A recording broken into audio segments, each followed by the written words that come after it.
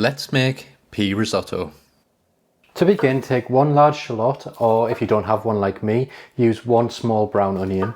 And then we need to finely dice it as small as you possibly can. So begin by making some horizontal cuts through the onion towards the root end, and then vertical cuts all the way across. Then cut across the cross section to make fine dice. After that, if you want it a little bit smaller, you can always run the knife through it a couple of times using the cross-cutting action until the onions reach your desired size. Then I've got 1 clove of garlic, and I'm simply just going to grate that on a microplane, but you could also finely dice this. Next, I'm going to place a large frying pan or a saute pan over a medium heat.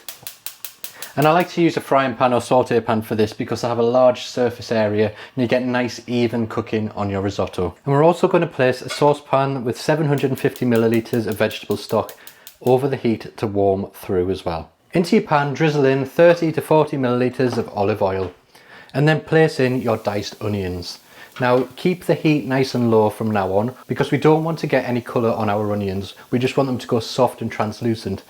So add in your onions, followed by a pinch of salt, because this not only seasons your onions, but it also helps to soften them down, draw out the natural sugars, and help to prevent them from burning. We're just going to keep them moving all the time and cook them for 3 to 4 minutes until soft.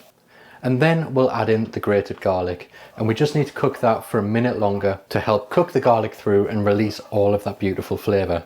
Next, we'll add in the rice. I've got 250 grams of arborio rice, and we need to toast that off with the onions and garlic for 2 to 3 minutes. Now it's important to also season your rice at this stage with a little bit of salt and black pepper, and then just keep moving it around in the pan and toasting it until you can smell a beautiful nutty aroma. At that stage, we're going to go in with 120 millilitres of white wine and keep stirring the rice until it looks like it's absorbed all of that wine. And now we can start adding in the stock. So begin with 1 or 2 ladles of stock and stir it through, and keep your risotto moving at all times. That's very important because that helps agitate the rice and release all of that beautiful starch that is going to create a really creamy risotto. Once it looks like it's absorbed that stock, then add in another ladle of stock and keep repeating this for the next 8 to 10 minutes or so until your rice is almost cooked. I'm keeping a little bit of the stock back because I'm going to use that to make my pea puree, but if you need to make up a little extra stock, don't worry about that, because different brands of rice will absorb the stock at different rates. So if you need a little bit more than me or a little bit less than me, that's absolutely fine.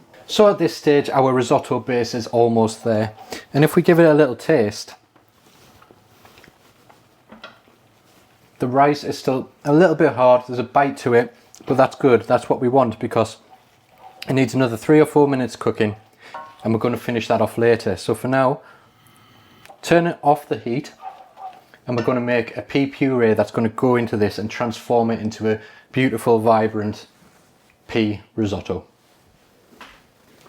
So I've got 300 grams of peas here. You can use fresh or frozen. If you're using frozen, make sure you defrost them first. And then place about 2/3 of them into a jug or bowl of a food processor. Then place in your remaining vegetable stock and blend until completely smooth. Place your risotto back over the heat and then pour in the blended pea mixture and stir it through and keep cooking until it reaches your desired consistency. Add in the remaining peas and stir them through.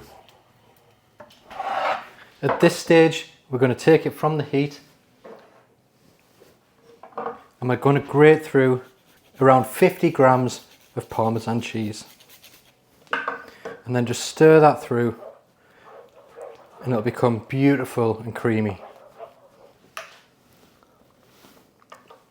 You can now taste it again and season it to your taste with salt and black pepper.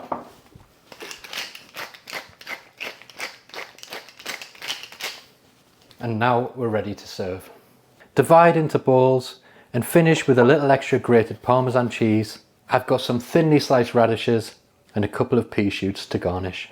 So there we go, a beautiful pea risotto that just screams spring and summer. Thanks for watching, and I'll see you in the next one.